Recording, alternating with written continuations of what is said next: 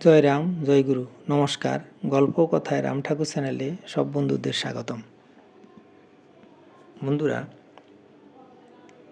আজকে আমি কটকের স্বর্গীয় তারানাথ চক্রবর্তী ও উড়িয়া রমণীর প্রসঙ্গে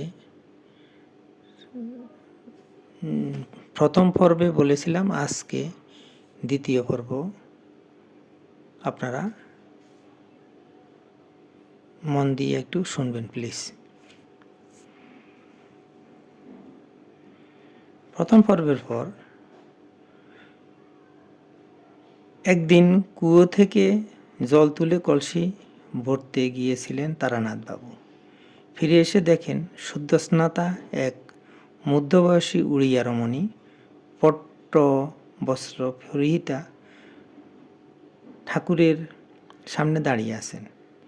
দুহাত জুড়ে তার রয়েছে একখানা নতুন কেনা বড় কাঁসার থালা। থালার মধ্যখানে বসানো একটি বড় জামবাটি। বাটিটি ভর্তি হরিদ্রাব দুগ্ধে এবং বাটিটি ঘিরে রয়েছে নানাবিধ ফলে ও মিষ্টান্নে। ঠাকুর মহাশয়ের খাটের নিচে রয়েছে একটি একেবারে নতুন জলপূর্ণ কাঁসার গ্লাস। তখন উড়িয়া রমণীটি তারানাথবাবুকে অত্যন্ত কাতর কণ্ঠে জানালেন যে ঠাকুর মহাশয় এখন খেতে অনিচ্ছুক। পরে যেন তারানাথবাবু ফলগুলি কেটে দুধটুকু গরম করে ঠাকুর মহাশয়কে দেন। বলেই উড়িয়া রমণী ত্রস্ত পদে চলে গেলেন। কিছুক্ষণ পরে তারানাথবাবু প্রস্তাব করলেন ঠাকুর মহাশয়ের নিকট, দুধ এখনো বেশ গরম আছে, সুতরাং এই সময়ে কিছু ফল কেটে দেবেন কি? না, এখন থাকুক বলে ঠাকুর মহাশয় তাকে নিরস্ত করলেন। তারানাথবাবু বারান্দায় পায়চারি করছিলেন। দেখলেন অতি বৃদ্ধা এক ভিখারিনী করুণ কাতর কণ্ঠে একটি পাই পয়সা চাইছে। তারানাথবাবু হাত নেড়ে তাকে চলে যেতে বলছেন। আর এদিকে ঠাকুর মহাশয়ের শয্যার পাশে একটি জানালা, সেই জানালা দিয়ে তিনি ভিখারিনীকে স্পষ্ট দেখছেন আর দুহাত দিয়ে ঘরে আসবার জন্য তাকে ডাকছেন। বিরক্তিভরা কণ্ঠে তারানাথবাবু বললেন, আপনি ঠাকুর মহাশয় নিষ্কপটদক, আমিও বেকার, একটা পাই পয়সা যে ওকে দেব এমন সঙ্গতি আপনারও নেই, আমারও নেই। এখানে রান্না খাওয়ার কোনো ব্যবস্থাও নেই, থাকলে না হয় ওকে দুমুঠো চাউল দিতাম। বলেই তারানাথবাবু ভিখারিনীকে পুনরায় চলে যাওয়ার জন্য নির্দেশ দিলেন। সে কথায় কোনো কর্ণপাত করলেন না ঠাকুর মহাশয়। আবার দুহাত তুলে ডাকতে আরম্ভ করলেন, মা আসেন, মা আসেন, শিগগির আসেন। একজন বলিষ্ঠ যুবক নির্দেশ করছেন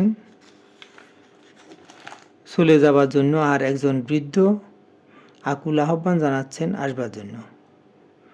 ভিখারিনী কিং কর্তব্য বিমূঢ় হয়ে ক্ষণকাল দাঁড়িয়ে রইলেন। বিরক্তিতে তারানাথবাবু ঘর ছেড়ে একটু দূরে গেলেন।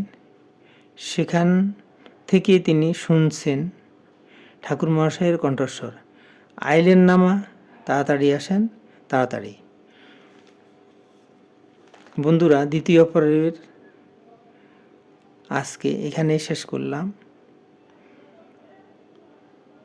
আগামী দিন তৃতীয় পর্ব অর্থাৎ শেষ পর্ব দিয়ে আপনাদেরকে এই প্রসঙ্গ শোনাব।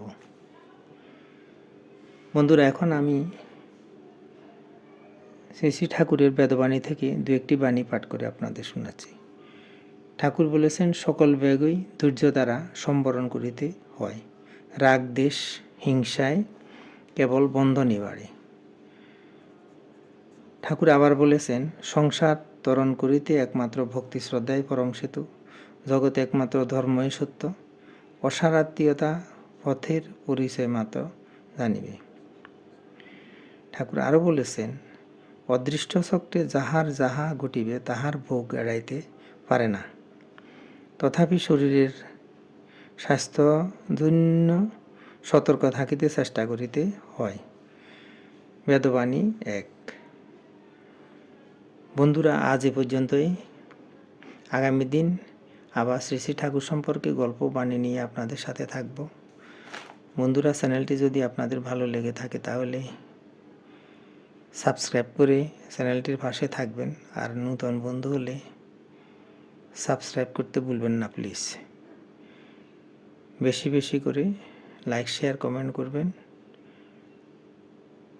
ধন্যবাদ, ভালো থাকবেন। জয় গোবিন্দ, গুরু কৃপায় কেবলম।